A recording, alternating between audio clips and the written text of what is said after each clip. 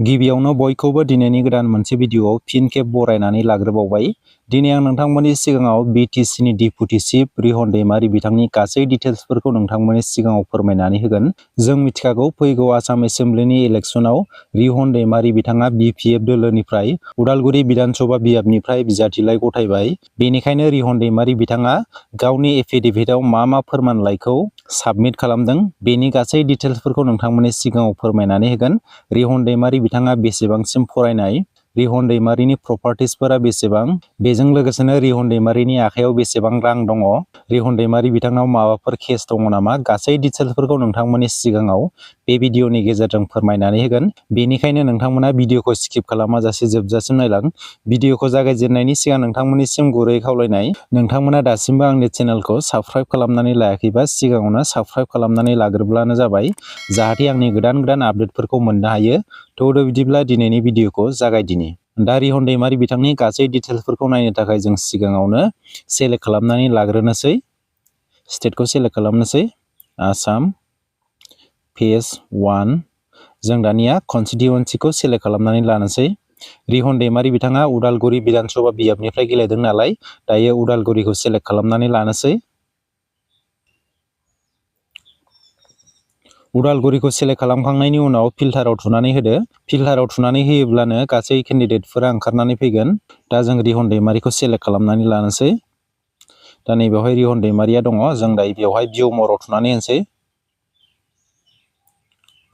भिउ मराव थुनानै होयोब्ला बेबायदि इन्टारफेस ओंखारगोन। बेनि उनाव एफिडेभिटखौ डाउनलड खालामनोसै। दा नोंथांमोना नुबाय बेनो रिहन दैमारि बिथांनि एफिडेभिटआ। दायो जों बिथांनि गासै डिटेल्सफोरखौ नायनानै लानोसै।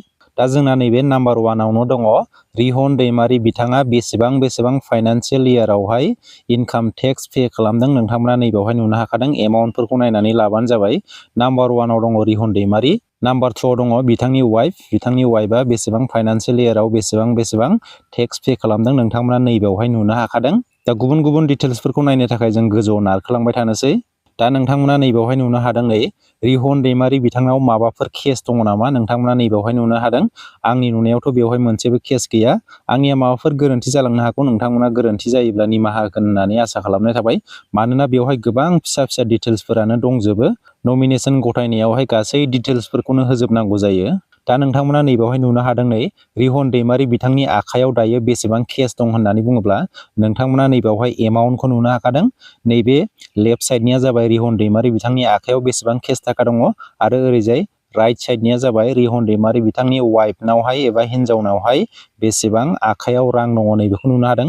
बे खालि बिथांनि आखायाव केस थाखा थानायल' बेंक एकाउन्टाव थानाया बेलेग।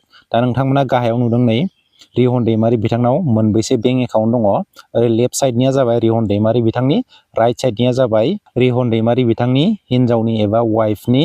नोंथांमोना बेवहाय नुनो हाखादों। दा रिहन दैमारि बिथांनियाव मोनबेसे बेंक एकाउन्ट दं होननानै बुङोब्ला टटेल 8था बेंक एकाउन्ट दङ रिहन दैमारि बिथांनि मुङाव। आरो नोंथांमोना मोनफ्रोमबो बेंक एकाउन्टावनो बेसेबां रां जमा दङ नोंथांमोना नुनो हाखादों।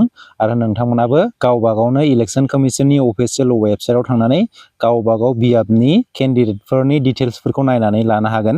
दा नैबेवहाय नुनो हादों रिहन दैमारि बिथाङा मायाव इनभेस्ट खालामदों आरो बेसेबां रां इनभेस्ट खालामदों नोंथांमोना नैबेवहाय नुनो हाखादों। नैबेवहाय दङ रिहन दैमारि बिथांनियाव गंबैसे गारि दङ आरो बेनि टटेल एमाउन्ट एबा दामा बेसेबां जागोन नैबेवहाय होनानै होखादों। नोंथांमोना नायनानै लाबानो जाबाय। नैबे नाम्बार 7आव दङ बेसेबां सना, बेसेबां रुपा, बेसेबां सिलभार दङ, गासैफोरखौबो नोंथांमोना नुनो हाखादों। आरो बेनि गासै ग्रस टटेल भेलुखौ नोंथांमोना नैबेवहाय नुनो हाखादों। एमाउन्टखौ नोंथांमोना नैबेवहाय नुनो हाखादों।